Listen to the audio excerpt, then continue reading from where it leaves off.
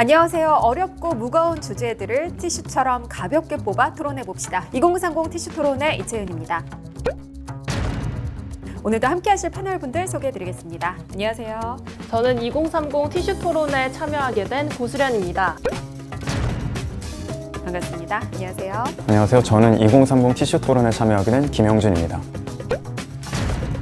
네, 2030 티슈 토론 룰을 먼저 설명을 해드리겠습니다.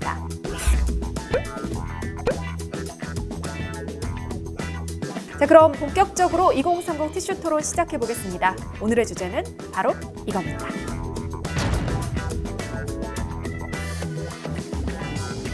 네, 윤석열 대통령은 취임 100일 기자회견에서 원전 산업을 국가의 핵심 전략 사업으로 키워가겠다, 이런 포부를 밝혔습니다.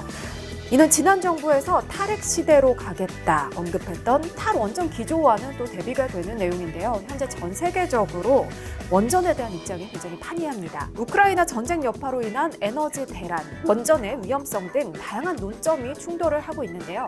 우리 2030 청년들은 어떻게 보고 있는지 오늘 함께 이야기 나눠보겠습니다. 저는 원자력 발전에 찬성하는 입장입니다.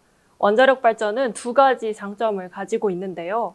먼저 에너지 안보와 친환경성입니다. 국제 정세가 불안정해짐에 따라 전기 요금의 등락이 굉장히 심해지고 있는데요. 고물가, 고유가 시대인 만큼 저소득층에게는 전기 요금이 굉장히 중요한 실정으로 올 것입니다. 그렇기 때문에 원자력이 가져다주는 경제성이 굉장히 큰 이점인데요. 또 친환경성도 꼽을 수 있습니다. 원자력은 석탄이나 가스에 비해 이산화탄소 생성량이 매우 적습니다. 석탄은 1kW당 1000g의 이산화탄소를 생성하는 반면 원자력은 15g만 생성하고 있습니다. 그렇기 때문에 지구온난화의 주범인 이산화탄소를 절감하는 데 매우 효과적입니다. 네, 찬성 측에서 이렇게 입장을 밝혀주셨고요. 반대 측은 어떤 의견이신가요? 네, 원자력 발전소는 매우 큰 위험성을 가지고 있는 자원입니다. 체르노빌이나 후쿠시마 원자력 발전소 사고에서 알 수 있듯이 원자력 발전소가 사고가 난다면 그 이후에 돌이킬 수 없는 큰 피해를 사람들의 뇌리 속에 각인시킵니다. 비록 원자력 발전소가 과거에 비해서 높은 안전성을 담보하게 되었다고 하더라도 원자력 발전소는 여전히 사람에 의해서 작동되는 자원입니다. 실제로 2013년에도 신월성 원자력 발전소와 신고리 원자력 발전소에서 불량 부품을 사용하여 해당 원자력 발전소의 안전성에 관한 논란이 터진 적도 있었습니다. 이렇듯 사람에 의해서 작동되는 만큼 그 안전성은 완전히 배제하기 어려운 문제이며, 이 문제에 대한 철저한 고려 없이 원자력 발전소를 막무가내로 살리는 정책은 바람직하지 않은 정책이라고 생각을 합니다. 네. 지금 찬성 측과 반대 측에서 이야기를 해주셨는데요. 찬성 측에서는 에너지 안보 차원에서 오히려 도움이 될 것이다. 또 친환경적인 요소가 있기 때문에 오히려 좋을 것이다. 이런 말씀을 해주셨고요. 반대 측에서는 위험 요소가 크기 때문에 좀 불안해질 수 있다. 언급을 해주셨습니다. 본격적으로 두 분이 자유롭게 토론을 해주실 건데요. 지금부터는 티슈 찬스를 한 번씩 쓰실 수 있습니다. 어느 분부터 이야기를 해주실까요? 제가 먼저 말씀드리겠습니다. 앞서 언급한 안전성 외에도 추가적으로 우리나라의 특수한 상황을 고려해야 합니다. 우리나라는 현재 휴전 상황 중인데요. 휴전 상황 중인 상황에서 불시에 의해서 전쟁 등의 특별한 상황이 발생했을 때 원자력 발전소는 타격 대상이 되기 쉽습니다. 원자력 발전소는 그 자체만으로도 어떤 하나의 핵무기라고 볼 수 있을 정도로 잠재적인 위험이 상당한데요.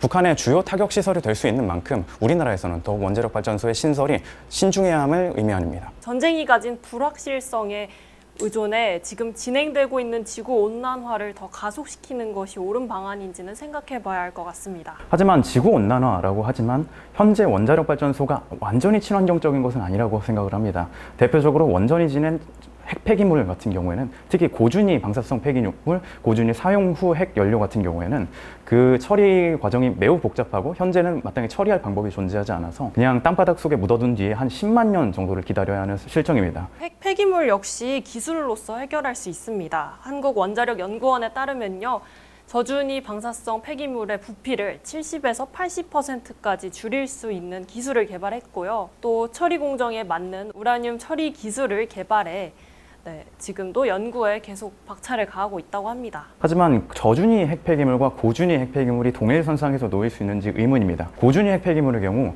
1m 이내에 인간이 접근하면 17초 이내에 사망할 수 있을 정도로 굉장히 그 위험도가 높은데요. 반면에 저준위 핵폐기물 같은 경우는 방사성 물질이 높은 곳에서 활동하고 있던 작업장들의 인부들의 장갑이나 옷가지를 의미한다는 점에서 저준위 핵폐기물과 고준위 핵폐기물이 완전히 동일선상에 놓일 수 있는지 의문입니다. 지금 저준위 핵폐기물이 보관되는 장소가 원전 원전 내부인 만큼 그 장소가 확보된다면 고준위 핵폐기물이 들어갈 공간을 확보할 수 있을 것이라고 봅니다. 그 장소의 확보에도 의문성이 생기는데요. 장소의 확보는 2015년부터 지금까지 계속 이루어지고 있었는데 지금은 2030년대에 해놓겠다고 정부가 현재 입장을 밝히고 있는 상황입니다. 원전에 대한 지원이 전 정부에 의해서 끊겼었어요. 하지만 지난달 20일에 정부가 1조 4천억 원대의 지원을 하겠다고 약속을 했습니다. 그 지원이 현재 연구 개발에 투입되는 지원인 만큼 거기에 대해 선정되는 부지 선정에 대한 지원과는 또 차원을 다르게 하는 맥락인데요. 앞서 언급드렸다시피 방사능성 핵폐기물 같은 경우에는 인간이 접근하면 굉장히 독성을 높게 가지고 있기 때문에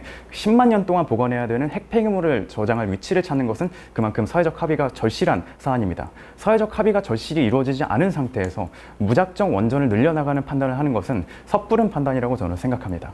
두 분이 지금 이제 핵 폐기물과 관련된 또 이야기도 해주셨는데 지금 말씀하신 것처럼 이 부분에 대한 것도 저희가 한번 이야기를 해봐야 될 것 같아요. 아무래도 가장 또 중요한 목소리가 바로 이 원전 인근 지역 주민들의 목소리가 아닐까 싶어요. 가장 어떻게 보면 좀 위험 요소에 놓일 수도 있고요.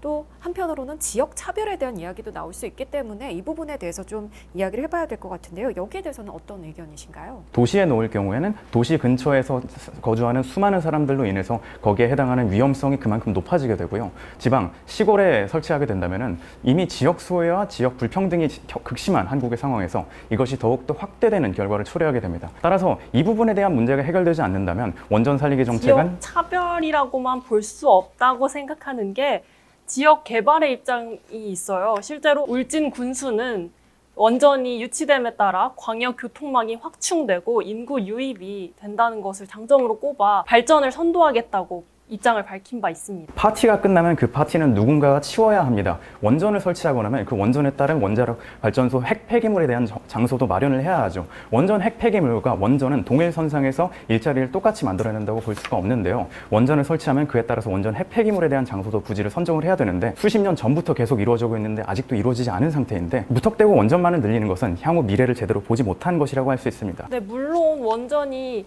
민비 현상에 의해서 좀 기피되는 사회적 시설물이라고는 하지만 지역 주민들에 대한 보상이 확실하게 보장되고 또한 안전성 역시 보장된다면 지역 주민들이 거부할 이유는 없다는 설문조사를 본 적이 있습니다. 부지 문제도 있고 사실 핵 폐기물의 문제가 좀 심각할 수도 있다는 생각이 들어요. 원전 가동 이후에 생기는 물질을 친원전 측에서는 핵연료라고 부르고요. 또 반원전 측에서는 핵 폐기물.